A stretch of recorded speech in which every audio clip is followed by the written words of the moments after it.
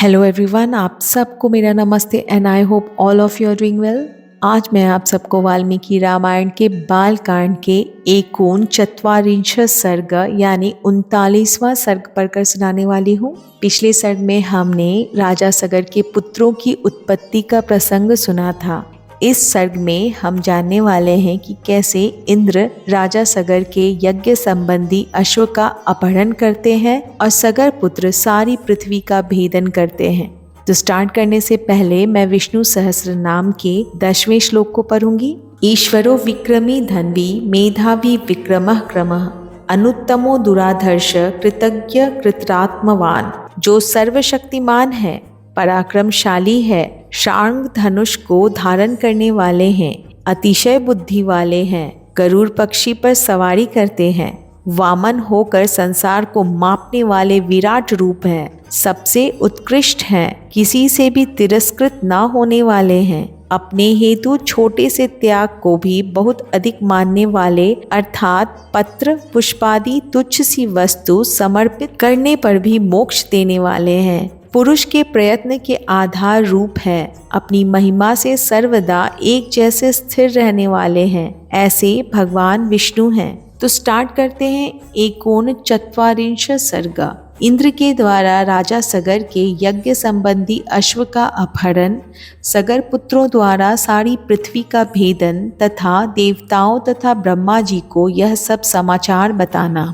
विश्वामित्र जी की कही हुई कथा सुनकर श्री रामचंद्र जी बड़े प्रसन्न हुए। उन्होंने कथा के अंत में अग्नितुल्य तेजस्वी विश्वामित्र मुनि से कहा, ब्राह्मण आपका कल्याण हो, मैं इस कथा को विस्तार से सुनना चाहता हूँ। मेरे पूर्वज महाराज सगर ने किस प्रकार यज्ञ किया था।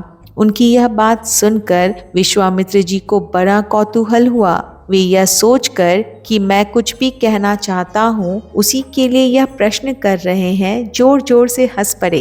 हंसते हुए ही उन्होंने श्री राम से कहा, राम तुम महात्मा सगर के यज्ञ का विस्तार पूर्वक वर्णन सुनो।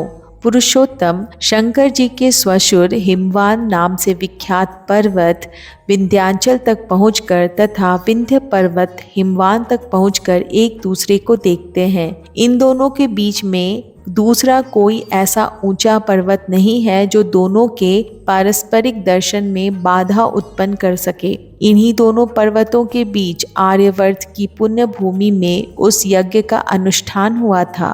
पुरुष सिंह वही देश यज्ञ करने के लिए उत्तम माना गया है। तात ककुस्थ नंदन राजा सगर की आज्ञा से यज्ञ अश्व की रक्षा का भार सुदृढ़ धनुर्धर महारथी अंशुमन ने स्वीकार किया था, परंतु पर्व के दिन यज्ञ में लगे हुए राजा सगर के यज्ञ संबंधी घोड़े को इंद्र ने राक्षस का रूप धारण करके चुरा लिया। काकुस्थ महात्मा सगर के उस अश्व का अपहरण होते समय समस्त ऋत्विजों ने यजमान सगर से कहा, ककुस्थ नंदन आज पर्व के दिन कोई इस यज्ञ संबंधी अश्व को चुराकर बड़े वेग से लिए जा रहा है। आप चोर को मारिए और घोड़ा वापस लाइए, नहीं तो यज्ञ में विघ्न पड़ जाएगा और वह हम सब लोगों के लिए अमंगल का कारण होगा। राजन आप ऐसा प्रयत्न कीजिए जिससे यह यज्ञ बिना किसी विघ्न बाधा के परिपूर्ण हो। उस यज्ञ सभा में खड़े हुए राजा सगर ने उपाध्यायों की बात सुनकर अपने 60,000 पुत्रों से कहा,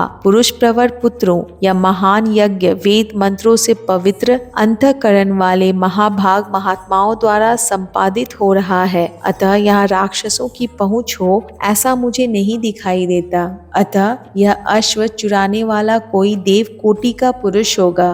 अतः पुत्रों तुम लोग जाओ और घोड़े की खोज करो, तुम्हारा कल्याण हो। समुद्र से घिरी हुई इस सारी पृथ्वी को छान डालो, एक एक योजन विस्तृत भूमि को बांटकर उसका चप्पा चप्पा देख डालो। जब तक घोड़े का पता न लग जाए तब तक मेरी आज्ञा से इस पृथ्वी को खोदते रहो। खोदने का एक ही लक्ष्य है, उस अश्व के चोर को ढूंढ निकालना। मैं यज्ञ की दीक्षा ले चुका हूँ, अतः स्वयं उसे ढूंढने के लिए नहीं जा सकता, इसलिए जब तक उस अश्व का दर्शन न हो तब तक मैं उपाध्यायों और पौत्र अंशुमन के साथ यहीं रहूंगा। श्री राम पिता के आदेश रूपी बंधन से बंधकर वे सभी महाबली राजकुमार मनी मन हर्ष का अनुभव करते हुए भूतल पर विचरने लगे। सारी पृथ्वी का चक्कर लगाने के बाद भी उस अश्व को ना देखकर उन महाबली पुरुष सिंह राजपुत्रों ने प्रत्येक के हिस्से में एक एक योजन भूमि का बंटवारा करके अपनी भुजाओं द्वारा उसे खोदना आरंभ किया। उनकी उन भुजाओं का स्पर्श वज्र के स्पर्श की भांति दुस्सह था।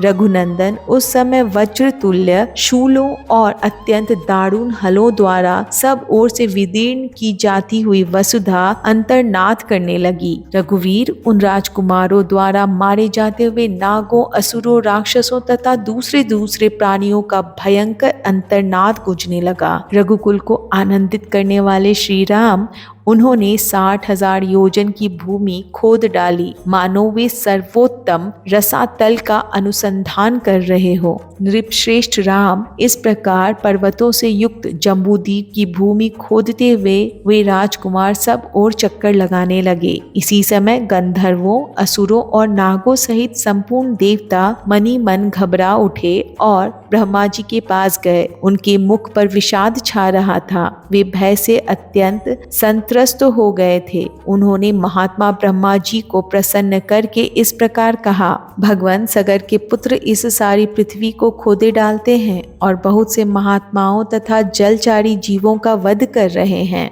यह हमारे यज्ञ में विघ्न डालने वाला है। यह हमारा अश्व चुरा कर ले जाता है। ऐसा कहकर वे सगर के पुत्र समस्त प्राणियों की हिंसा कर रहे हैं। इस प्रकार श्री वाल्मीकि निर्मित आश रामायण आदि काव्य के बाल कांड में 39वां सर्ग पूरा हुआ। जय श्री राम।